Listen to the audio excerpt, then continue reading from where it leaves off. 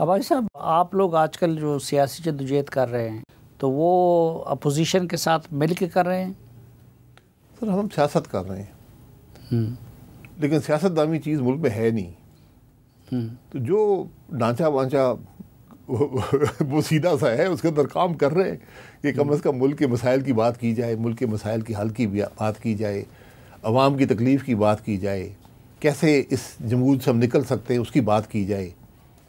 یہ ہمارا کام ہے، یہ ہماری ذمہ داری ہے جو ہم نے اٹھائی ہے، ہم کر رہے ہیں اس پہ کام ایک جماعت کے طور پر۔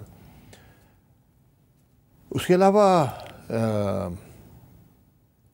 ملک کے حالات آپ کے سامنے ہیں، میں اس پہ کیا بحث کر سکتا ہوں۔ یا جو سب سے تشویشناک بات ہے، عوام کے اندر ایک مایوسی تھی، اب وہ بحیثی میں بدل گئی ہے۔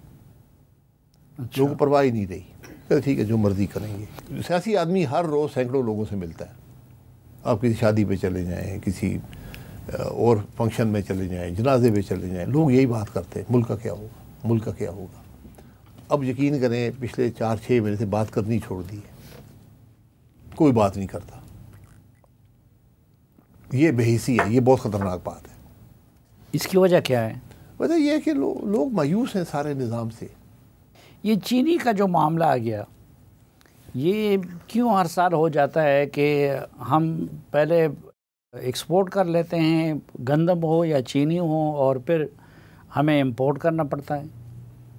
تو یہ جو حالیہ ہوا ہے یہ کیا ہوا ہے؟ تو دیکھیں، جو حکومت چینی مینیج نہیں کر سکتی،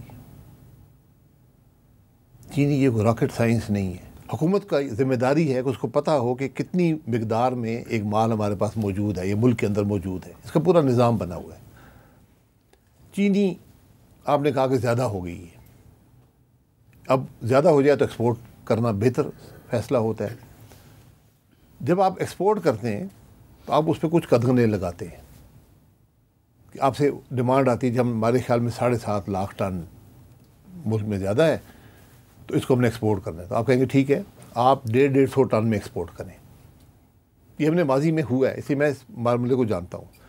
150 ٹن کر لیں گے، پھر آ جائیں 150 ٹن کی پھر اجازت مل جائے گی، اور ساتھ آپ ایک سٹاک رکھیں گے، اس کو بفر سٹاک کہتے ہیں۔ اگر ملک میں قیمتیں بڑھنی شروع ہو جائیں تو وہ سٹاک مارکیٹ میں ریلیز کر کے سپلائی ڈیمانڈ کے پرنسپل کے تحت آپ پرائز کو سٹیبلائز کر لیتے ہیں۔ یہاں پر آپ نے یک مشت 7.5 لاکھ ٹن کی اجازت دے دی اور ایکسپورٹ ہو گیا، پھر آپ نے کہا وہ غلطی ہو گئی، تو ہمارے پاس تو مال تھا ہی نہیں، ملک میں تو پروڈکشن ہی نہیں ہوئی، اب قیمت بڑھنی شروع ہو گئی، شاید 130 سے تھی وہ کوئی 210 220 تک قیمت چلی گئی۔ تو پھر آپ نے کہا کہ اب تو اور مال بھی نہیں ہے تو اب باہر سے امپورٹ کرنی پڑے گی، اب پھر آپ نے امپورٹ کی باتیں شروع کر دیں، قیمت وہیں پہ ہے۔ تو باقی حساب لگا لیں، 60 لاکھ ٹن شاید چینی سال میں پاکستان میں ہوتی ہے، اور چینی یہ واحد چیز ہے جس کی آپ نے جو انپٹ ہے گنے کی قیمت کنٹرول میں کی ہوئی ہے، اس سے سطح سے اوپر نہیں جاتی۔ مل جو بناتے ہیں، مل اور آڑتی کا ڈائریکٹ رشتہ ہے، بیچ میں کوئی سٹوریج نہیں ہے، سٹوریج ساری ملوں کے پاس ہے۔ یہ سب کچھ مل مالکان کو نوازنے کے لیے کیا جا رہا ہے؟ جی، مل مالکان کی 90% جو ہے وہ سیاست میں ہے، شاید اس سے بھی زیادہ ہے۔ تو جب 80 روپے فی کلو قیمت بڑھ جائے گی، فائدہ مل مالکان کا ہے، نہ وہ فارمر کو ملا نہ وہ آڑتی کو ملا، پیسہ دیا ملک کی عوام نے، فائدہ ملک کے مالک کا۔ اور آپ سمجھتے ہیں یہ جان بوجھ کے کیا گیا ہے؟ مجھے بتا دیں، یا اگر آپ اتنے دونوں صورت میں آپ کی ذمہ داری ہے، حکومت نے کی ہے۔ 2015 16 17 میں ایکسپورٹ ہوئی، سبسڈی دے کر ایکسپورٹ ہوئی، ہماری قیمت زیادہ تھی، انٹرنیشنل پرائس کم تھی، اور میرا خیال ہے کوئی 10 لاکھ ٹن ایکسپورٹ ہوئی تھی، بڑی 3 لاکھ کے بیچز میں ہم نے اجازت دی، میں ای سی سی میں تھا۔ ہم نے بفر سٹاک مینٹین کیا، جس دن ایکسپورٹ شروع ہوئی میرے خیال ہے 52 روپے کچھ پیسے کی چینی کلو تھی، جس دن ایکسپورٹ ختم ہوئی وہ 50 روپے کچھ پیسے، تقریباً 2 روپے قیمت گر گئی تھی۔ اچھا یہ، اور وہ سبسڈی دے کر، یہ بہت بڑا چیلنج تھا ہمارے لیے. اگر ہم اس وقت وہ نہ ایکسپورٹ کرتے تو فارمر ڈوب جاتا، کیونکہ مال پڑا رہتا، فارمر کو پیسے نہ ملتے. تو یہ ذمہ دار، اب کوئی یہاں ذمہ داری قبول کرنے کو تیار نہیں ہے. وفاقی وزراء کی ایک لائن میں نے دیکھی ہے ٹی وی پر، پرائم منسٹر صاحب کو پتہ ہی نہیں تھا. وہ سب ان کی ایک یہ کیسے ہو سکتا ہے کہ وہ سارے کہہ رہے ہیں، اس ملک کے وفاقی وزراء کہہ رہے ہیں کہ پرائم منسٹر صاحب کو علم نہیں تھا، وہ اس کے خلاف تھے. اب میں کیا کہہ سکتا ہوں؟ اندازاً اس میں کتنے اربوں کا فائدہ ہوگا مل مالکان کو؟ سر 60 لاکھ ٹن اگر ہے، 6 ملین ٹن، تو 1000 کے جی ہوتا ہے ہر ٹن میں، تو 6 بلین ٹنز ہو گئے. تو ہر روپیہ جو ہے وہ سال کا 6 ارب روپیہ بن جاتا ہے. تو اگر 80 روپے قیمت بڑھی ہے تو 480 ارب بن جاتا ہے سال کا.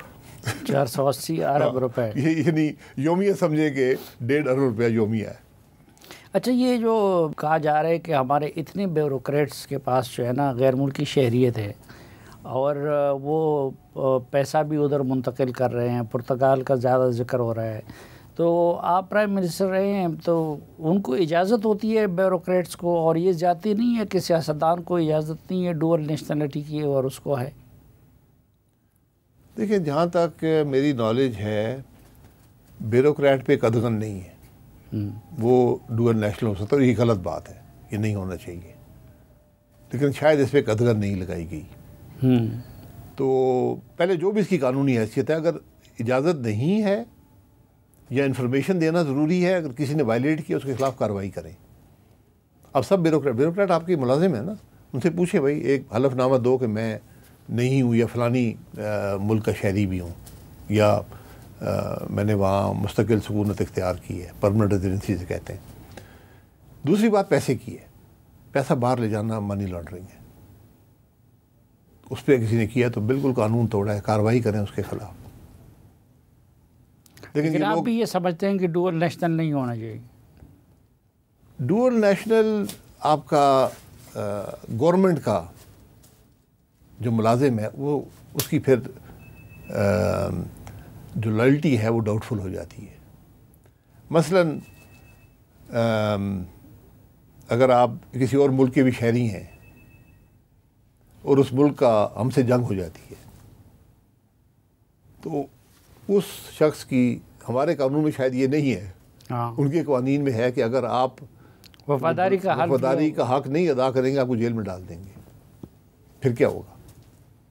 اگر آپ یہاں کوئی آدمی فیڈرل سیکرٹری ہے اور وہ کسی اور ملک کا ملازم بھی ہے، تو کیا اس ملک سے وفاداری نبھا سکتا ہے؟ یہ مشکل سوال ہے، اس پر فیصلے کریں. اگر آپ نے یہ چیزیں ملک میں جو آئینی عہدیدار ہیں ان پہ لگائی ہوئی ہیں، آپ حلف اٹھاتے ہیں، آپ دوہری شہریت نہیں رکھ سکتے، تو اس معاملے کو درست کریں. ویسے آپ تو اس نظام سے بہت مایوس ہے، لیکن ایک لحاظ سے یہ نہیں ہے اچھا کہ پیپلز پارٹی کے پاس ایک صوبہ ہے اور پنجاب کے پاس دوسرا ہے اور پی ٹی آئی کے پاس تیسرا ہے، اور پرفارمنس کا مقابلہ ہے؟ کوئی پرفارمنس کا مقابلہ نہیں ہے، سارے ناکام ہیں. تو یہ تو ناکامیوں کا مقابلہ ہے. اور کیا وہ عوام کے مینڈیٹ سے آئے ہوئے ہیں؟ آج کے نہیں ہیں، کب کے ہیں. تو یہ بندر بانٹ سے کام نہیں ہوتا. آپ ریفارم کون کرے گا؟ اصلاحات کون کرے گا؟ آپ کو نئے صوبے بنانے ہیں، جو تحفظات ان کو دور کریں. نئے صوبے کیسے بن سکیں گے؟ ادھر سب سے زیادہ تو سندھ حساس ہے، اس معاملے حساس ہے، تو تحفظات کو دور کریں نا. تحفظات ہر جگہ ہوتے ہیں، لیکن یہ آج کا سندھ بھی ناکام ہے. آپ سندھ میں جا کے حالات دیکھ لیں. سندھ میں 17واں سال ہے ایک ہی حکومت ہے کہ مسائل حل کر سکی. آپ کراچی کے حالات جا کر دیکھ لیں، آپ پنجاب کے اندر حالات دیکھ لیں، آپ کے پی میں دیکھ لیں، بلوچستان میں دیکھ لیں. یہ صوبے اس طرح نہیں چل سکتے. ٹیررزم کے ساتھ کیا کریں؟ مقابلہ کریں، اور اس کی بنیاد دیکھیں کہ وہ پیدا کیوں ہوئی ہے. ٹیررزم کا کوئی اور دوسرا حل نہیں ہے، آپ کو مقابلہ کرنا پڑے گا. لیکن اپنے گریبان کو بھی دیکھنا پڑے گا کہ کیا ہمارے کسی عمل کی وجہ سے یہ ٹیررزم پیدا ہوئی ہے. جس ملک کے اندر بہت پڑھی لکھی نوجوان خواتین خودکش حملہ آور بن جائیں تو سوال تو پیدا ہوتا ہے نا. آج بھی بلوچستان کی بچیاں یہاں سڑکوں پہ بیٹھی ہوئی ہیں, پریس کلب کے سامنے سڑک بند ہے, ان کی بات سن لیں, آپ کو وزیر آ کے سن لے بھائی آپ کو کیا مسئلہ ہے, ہم حل کرتے ہیں, اتنی بات ہے. یہ آپ کی بچی ہے. ہمیں ایک میرے کہا نا لاپرواہی کا یہ عالم ہے کہ ان کے پاس وہ جانے کو تیار نہیں ہے. سن تو لیں آپ, مجھے نہیں پتا ہو کیا وہ ٹیررسٹ ہیں. یہ معاملات ہیں آج ملک کے. جب آپ اپنے شہری کی بات سننا چھوڑ دیں گے پھر وہ کوئی اور رخ کرے گا. لیکن آپ کے دور میں بھی ادھر پی ٹی ایم کا دھرنا تھا, آپ ان سے ملنے نہیں گئے؟